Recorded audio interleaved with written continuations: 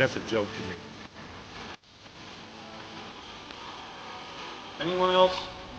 Good morning. Welcome into the Out of Bounds Show, ESPN 105.9 The Zone. Thursday, we'll be live from Dancing Rabbit Golf Club. And they'll have golf travel writers in town. Looking forward to that. We'll be live from Visit Starkville on Friday for the Cotton District Arts Festival. We're excited about that. We're ESPN 105.9 The Zone. Everything goes on Spotify. Search Out of Bounds with Bo Bounds. Right now, we're live on YouTube, the YouTube channel Out of Bounds Sports. We welcome in Steve Robertson, genespage.com, 247 Sports. Steve, is it time to punch the panic button in Starkville? No, I wouldn't go that far, but it may be time to open the case for it. It's kind of like we talked 2 weeks ago after State had swept Ole Miss, and I remember saying on your show then, Ole Miss is a better ball club than what a lot of people think at that time. Well, they've won back-to-back SEC series, and so things can turn pretty quickly in a positive and a negative way. And the game's playing State a little hard, but at the same time too, State's not doing some of the same things they did early on. And here's the thing. You've got, 2 months worth of film that everybody's looking at, and figuring out what you like and what you don't like. And the players and coaches in this conference are good enough to give you a whole heap and helping of what you don't like and then make you have to hit it. And so, State's going to have to make some adjustments to what they're going through. And, at the end of the day, a lot of it's up to you. And this is a very talented team with a very talented coaching staff. And so, I expect them to pull out of it. But the last 2 weekends hadn't been a lot of fun for anybody connected to BM over S. All right, Steve Robertson, genespage.com, 247 Sports. What's your number one concern after Hail State baseball was swept at home back-to-back weekends?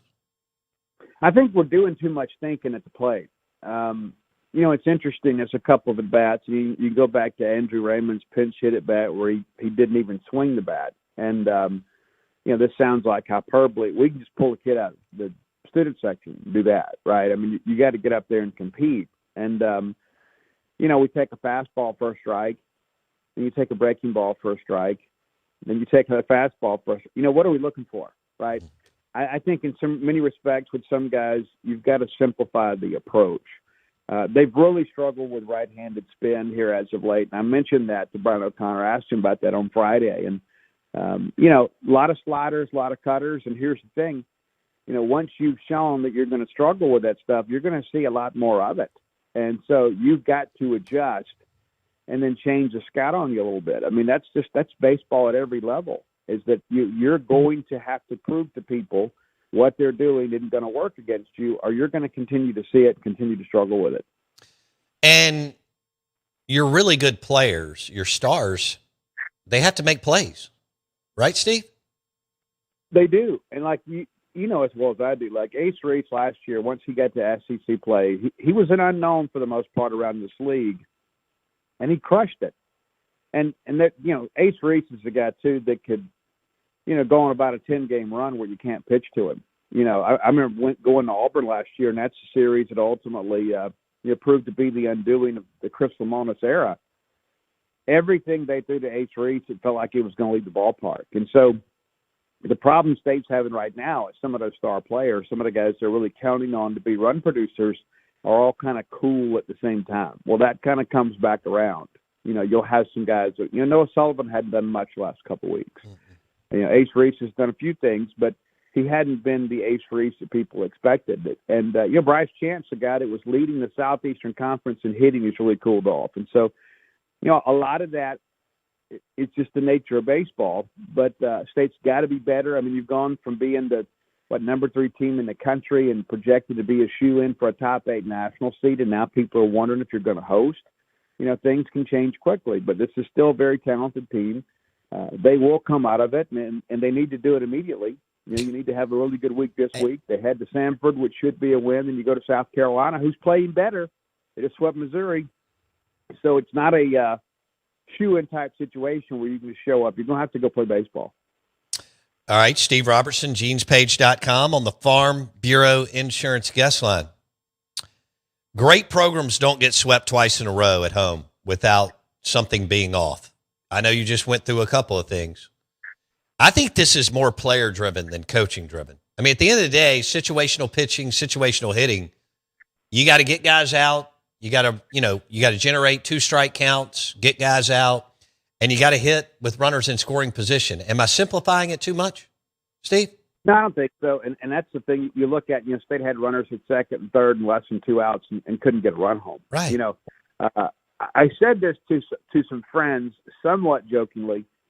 Right now I think that the best situational hitter in the lineup is a freshman from Purvis, Mississippi, and Jacob Parker. It's like he's the guy that gets the ground ball to the right side to get a run home. He's the guy that's getting an RBI sac fly. And so, that's encouraging. But, you've got to have some veteran guys who just go up there and do a job. Sometimes doing the job is the ground ball to the right side and elevating the ball just to get a runner home. Yeah, of course, you want that backside double. You want that ball that turns into a souvenir. Everybody wants that. But sometimes you have to simplify the game and say, okay, in this situation, we don't need to be dropping our shoulder and swinging for the fences like it's a church league softball game, right? We got to stay closed, drive a ball the other way, get this run home. And I think situational hitting is one of the things that State has struggled with last couple of weekends. And a lot of that comes along when all of a sudden a team pitches you a lot better, and all of a sudden you're having to do things you're uncomfortable with. I think that's really the key to turning things around, is just doing what in that moment is the right decision from a situational hitting standpoint. And Kevin McMullen's one of the best offensive guys in the country. Tim Corbin told me as much. It's like one of those things that, Kevin McMullen's a guy that's done this for a long time, could have been a head coach a lot of places, but was loyal to O'Connor. They'll get it figured out. Now, are they going to go on a run and win a Southeastern Conference? I don't think that's possible at this point. I think it's mathematically possible. I don't think it's realistic. But is this a team that can still play their way into a hosting situation? I think that's absolutely possible. I thought it would be mathematically impossible to get swept at home in back-to-back weekends. Would you have thought that, Steve? I never saw this coming, ever, never. Especially did I think Georgia could come in here and shove a little bit? Yeah, I still thought State would split the series and take it. Then you get swept. Then I thought, okay, well, there's no way. The leadership on this team, they'll bow up, right? And you knew Landon Mack was a dude, but the truth of the matter is you still should have found a way to win that ball game. Give Josh Allender and those guys a lot of credit. Their script worked better in all 3 games. They came out, got the early lead, just kind of nursed it along, and then when State kind of rallied a little bit, they were able to extend and answer. And so I thought Tennessee was great this weekend in those situations. And how many times did you think you were going to navigate off of that bad situation, and next thing you know, it's a 2-out rally. Jay Abernathy, the 9-hole hitter, doubles into left center and hustles to second base, and then, Garrett Wright follows them with a base hit, and they drive in a run that, you think the inning's over, and they're still tacking on. And they simply outplayed and outcoached Mississippi State this weekend in every aspect. You mentioned leadership. We're visiting with Steve Robertson on ESPN 105.9 The Zone, brought to you by 2 amazing restaurants, 2 brothers in the historic Cotton District and Older Brother Bistro. Those places will be rocking this weekend for the Cotton District Arts Festival. Mentioned leadership. Who, you went through Tanner Allen, Jake Mangum, Adam Frazier, among others. Who is that guy in the clubhouse, Steve? Yeah. Who's the guy that's going to rally the troops, right? Bryce Chance is the guy that's always going to get caught doing the right thing, right? But he's not really the rah-rah guy.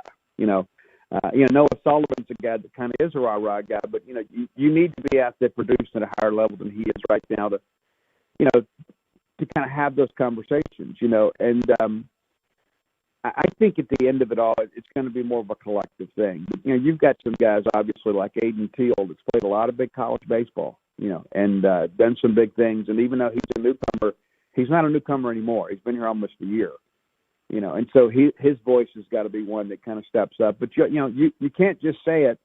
You can't just walk it and talk it, right? You got to do both. That's right. And I think that's a big part of this, too, is, when you're out there, when you're the guy that's coming through, your voice carries a lot more volume. And, at the end of the day, though, this is not like this program is just, forgotten what it was like to be at the top of the polls 2 weeks ago.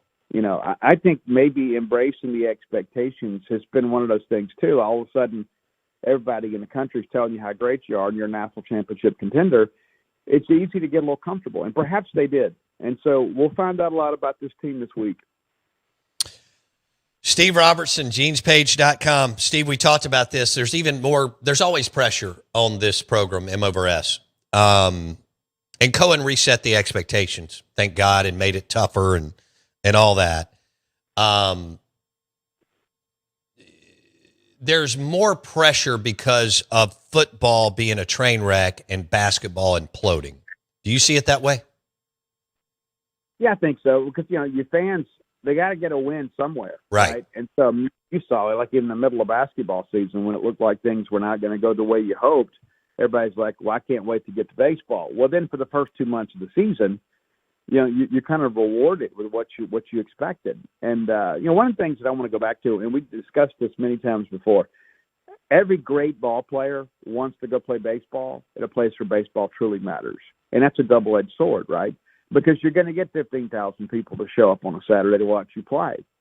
And if you don't perform, there's a percentage of that 15,000 they're going to put some pressure on you, and so you can't say you want to go play at a place where baseball matters and then you don't perform well and then say, well, they're putting a lot of pressure on me. That's the expectation, and that's what makes guys like Jake Mangum and Tanner Allen and Rowdy Jordan and Will Clark and Rafael Palmeiro and so many others. That's what makes them legendary, is because they were able to use that as fuel for their own performance. And so you can't show up down here nowadays and just be like, well, in a small community like this, you're never going to get away from it. I mean, you can't run to Walmart without running into somebody wearing Mississippi State gear, and somebody walking up to you and speaking to you. I mean, it's like everybody knows what you're going to do. And so, yeah, there are pressures playing at places like Mississippi State, LSU, Arkansas, Florida State. And you have to be ready to embrace that pressure, not just deal with it, but embrace it and say, you know what, I'm doing something of significance to people that really care.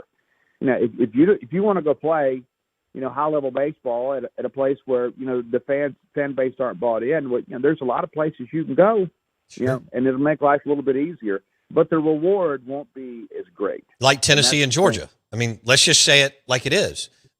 First of all, Georgia, they don't even know where the baseball park is. Now, because of because of who they are and a big public university, they get players. But Georgia and even Tennessee through Vitalo and them getting hot and bothered through a state, they don't care. So that's two places that you can be tucked away on a weekend series at home where people don't really care, but they may float in and out of the ballpark. Is that fair, Steve? Yeah, absolutely. And, down here, it's just kind of a religion, right? Yeah. I mean, there's no escape. The place was packed this weekend. You were there.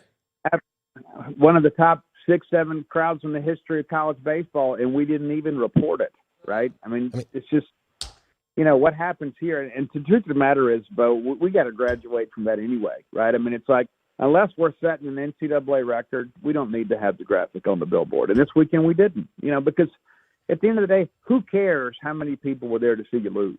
Yeah. Right? This has got to be about wins and losses and about getting championships. And that's the thing that I think has to happen for everybody, players, coaches, fans, administrators, everybody.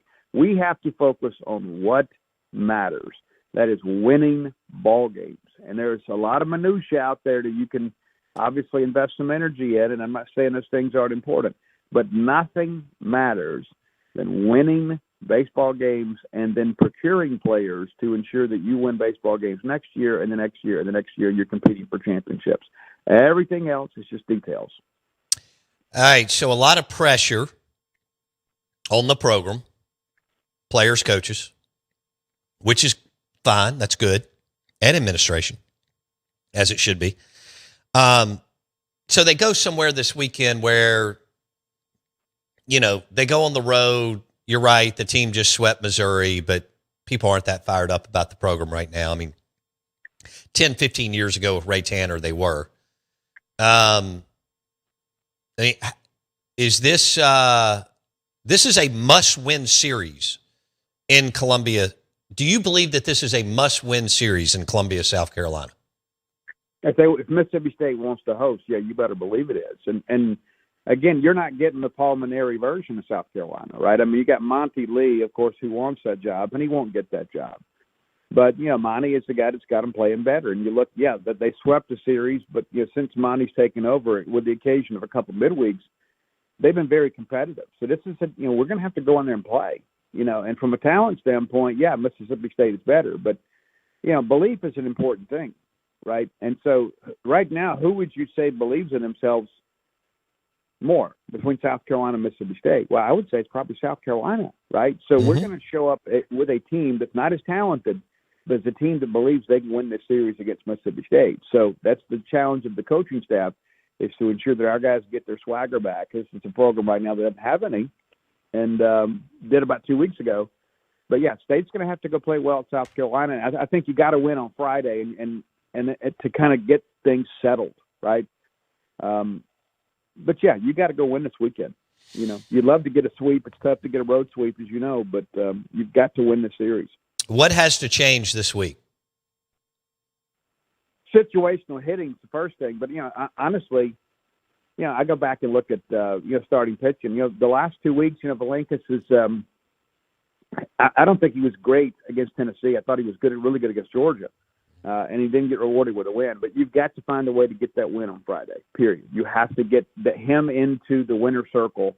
And I think you got to go all in to win that first one, especially because the complexity of the weekend's a little different. Like South Carolina, Sunday pitching has just kind of been a little bit up and down, as is the case for Mississippi State now without Ryan McPherson. But, Foster pitched well yesterday, and didn't pitch well against Georgia. Pitched really well against Ole Miss.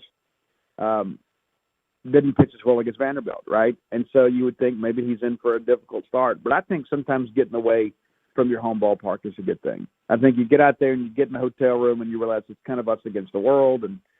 And you mentioned South Carolina is not a raucous environment. Those people are just, they're not bought in anymore. No, they're going to beer festivals and music festivals at this point during the year. I mean, and women's basketball games, right? I mean, when Ray Tanner made this run, they didn't care about women's basketball, and now they've become a powerhouse, right? And so, you only got so much emotional energy you can invest in things. True. And people just South Carolina baseball hasn't been good, and so we're going to be there. Sunday we may have more fans there than they do. No doubt. I mean, you and I were out at Globe Life Field.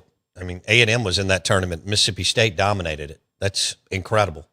But you got to win. I think Noah Sullivan, you tell me, this team better than I do, and 99% of the listeners. So Steve Robertson, genespage.com, 247 Sports. You mentioned Noah earlier, even though he's not playing as well. To me, he kind of seems like the dog, the alpha. But is he the guy that's got to get rolling? I mean, he hit a missile and didn't get rewarded yesterday. So did Aiden. But bottom line, is he the guy that's got to get rolling and tell everybody to get their stuff together in the clubhouse, or is it someone else, Steve? No, I think a lot. This team, in a lot of respects, kind of goes like Noah does, right? I mean, there was a stretch there where you couldn't pitch to him, and he was, in contention to be SEC Player of the Week, and he didn't get it, obviously. But the reality of it is he's the guy that's been here. He understands the expectations of this program. And he is more of that type A personality than more so than Bryce. And I'm not in any way being critical for that. Everybody's built a little bit different. But I think Noah's got to be the guy, right? I think Noah, and Ace is not a guy. He loves playing baseball and he gets fired up and he supports everybody. But he's not going to have that Johnny Long sermon. And we were talking about that a little bit yesterday. People forget Johnny Long, when State was scuffling, he's the guy that kind of set everybody down and had the players-only meeting and talked about being an 80-grade teammate and things of that nature. And, he provided some leadership. And sometimes, as you mentioned, it's got to be player-led. And I think that's where it's got to come from. And at the end of the day, everybody understands how important the logo is on the front of the jersey. But, you've got a brand to build on the backside of that jersey, too, and a family to represent, too. And so those things can be inclusive, right? You can play hard for the team, but at the same time build a brand for yourself in hopes of getting an opportunity to play beyond the college level. But right now, nothing's more important than the next game. And it's going to be with Stanford and then heading to South Carolina with some juice. Yeah, game one. I mean, you need to win tomorrow night. You're exactly right. And we've watched enough teams in the league lose midweek games to no-name teams. But, you got to take care of business Tuesday. But, man, how much pressure is on this team Friday, Steve? Woo! A ton. Yeah, a ton. Yeah. Okay. And that's the thing, too. And you're going to go – the good thing is, as you say, it's not hostile territory. But there'll be a few more people at the ballpark. Some of these bandwagon fans is like, hey, you got Mississippi State coming in here. We swept last weekend. Maybe it's a chance for us to get a series.